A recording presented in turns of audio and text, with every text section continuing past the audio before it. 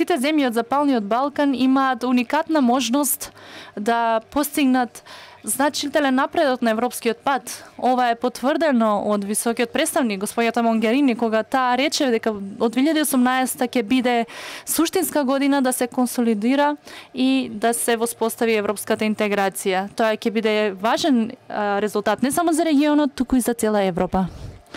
Реформите бараат постојан диалог помеѓу владеачката коалиција и опозицијата, сериозното граѓанското општество и академијата. Сите релевантни играчи во општеството видовме позитивни примери за конструктивна вклученост и истото треба да се продолжи.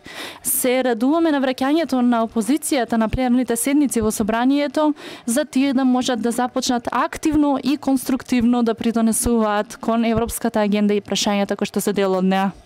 Неколку одредници ги формираат наредните 6 месеци кои што се поклопуваат со бугарското председателство и мојот колега веќе ја представи стратегијата на комисијата која што ќе биде освоена во ранije февруари.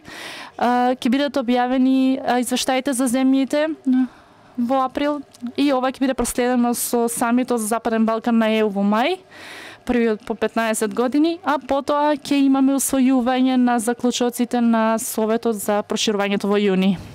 Во овој период,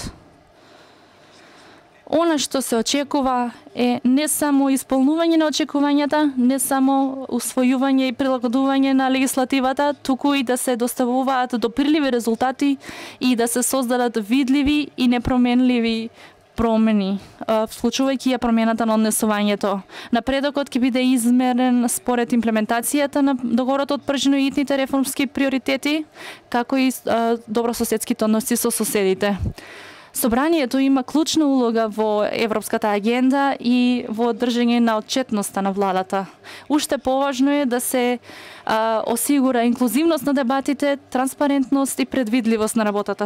Улогата на собранието е надвор од донесувањето на законите. Тие треба да ги наблюдуваат реформите, да дебатираат за законите за независноста на судството, за реформата на безбедносниот сектор, изборите, воспоставувањето на нови функционери во различни институции, на критериуми базирани на заслуги, ислушување на советите на амбасадорите и следење на препораките од годишниот извештај од Народниот правобранител.